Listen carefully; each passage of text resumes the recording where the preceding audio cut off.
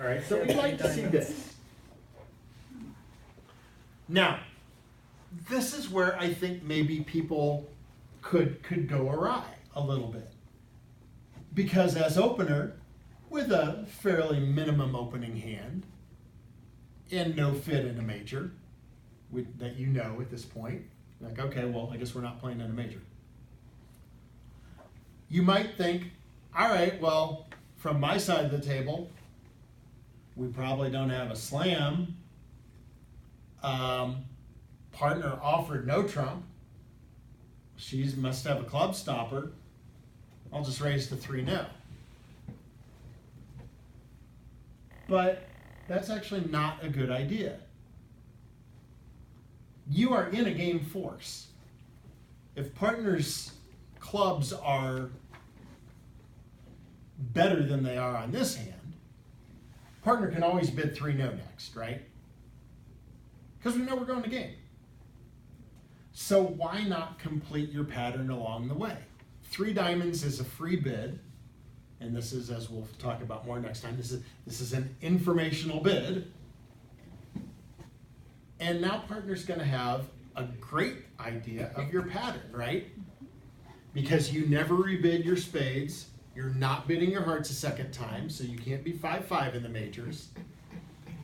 If you had 3 diamonds, you wouldn't have raised diamonds the first time when you had 4 hearts to show, right?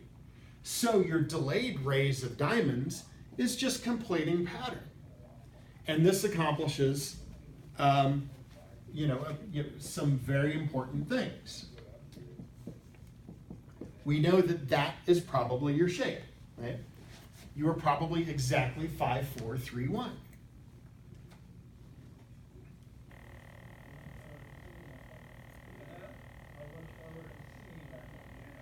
When you bid 3 diamonds, aside from showing the delayed diamond support, which actually is very useful, partner, on this particular hand, because on these 2 hands you actually have a diamond slam, and if you want to have a chance to get there, at some point west you have to show diamond support, right? Because partner's diamonds aren't completely self-sufficient. Decent suit, 5 of them to the ace, queen, jack, 10.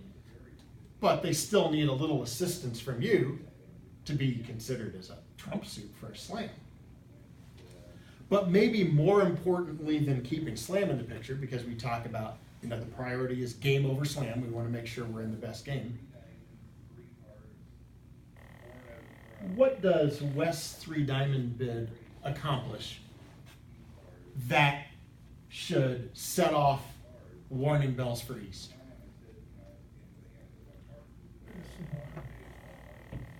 Singleton club. Is your ace third good enough when you know dummy has a singleton club? Not a no trump. Unless that singleton is singleton king, which is perhaps, you're guessing, right? Unless it's singleton king, you have one and only one stopper for no trump. And you've had an informative auction that is not going to make it difficult for the opponents to find a club lead, right? We pretty much expect, we almost, it's not guaranteed, but we almost expect a club lead after this auction, right?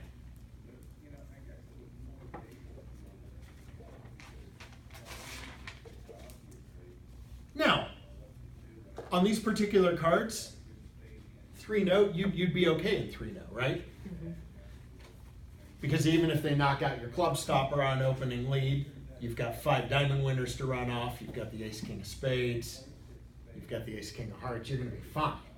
You'll have your 9 tricks. In fact, you'll have over tricks. But, that's not, it is certainly at least a concern for no trump. On these particular cards, I think what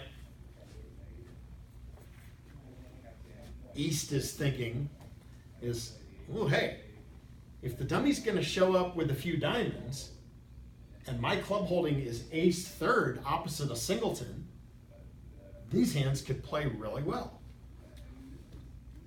I could rough a couple of clubs in dummy.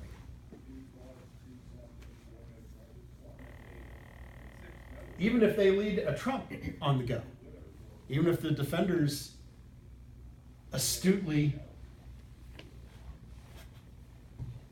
follow your auction and say, okay, singleton club's going to be in dummy.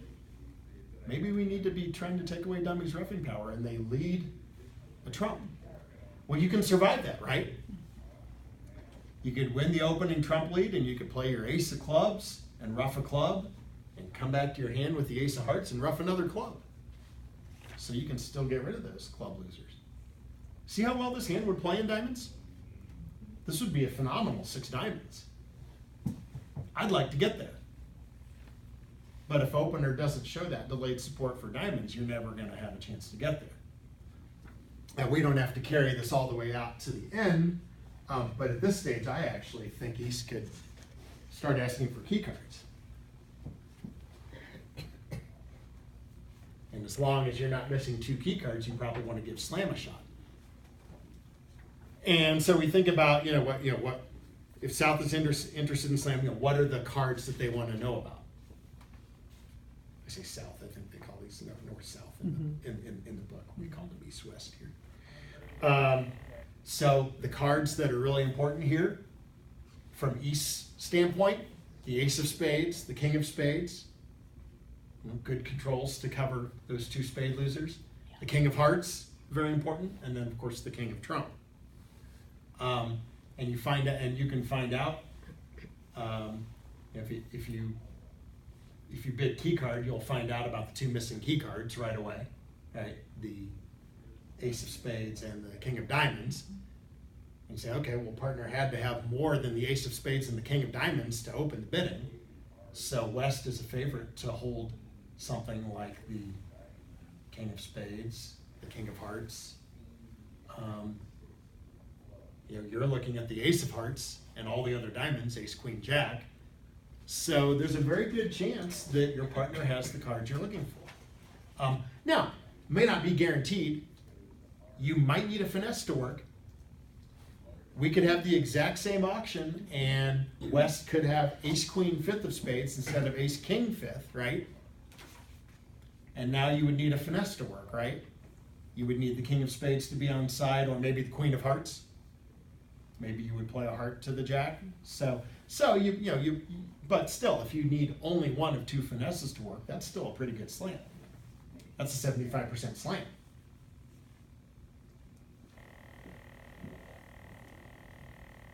This is a contract I'd really like to be in, but if you don't have the full dialogue here, where you exchange all of this information, you're not going to have much of a chance to get there.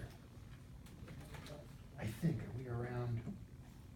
Yeah, we're in the vicinity of halfway, so I do want to take a short break. But now this hand will come back either next week or the week after. I don't remember. Again, because it's a nice illustration. But anybody have any questions about anything that we've looked at here? Well, the sequence in the book goes on to ask for kings. Yeah, he says in the book, he talks about actually pursuing a grand. I don't think I'd be that pushy. Yes, if partner had the Queen of Hearts as well, you could really catch me. I mean, yeah, look, taking 13 tricks on these particular cards, taking 13 tricks is dependent on the Queen of Hearts being on side. That's the most realistic way. I don't want to be in a grand needing a finesse. Being in a small slam needing one of 2 finesses is all right. Being in a grand needing one finesse to work, that I don't want to be in that. I can tell you, if you're playing duplicate, if you end up in 6 diamonds on these cards, you're probably getting a top or close to it anyhow.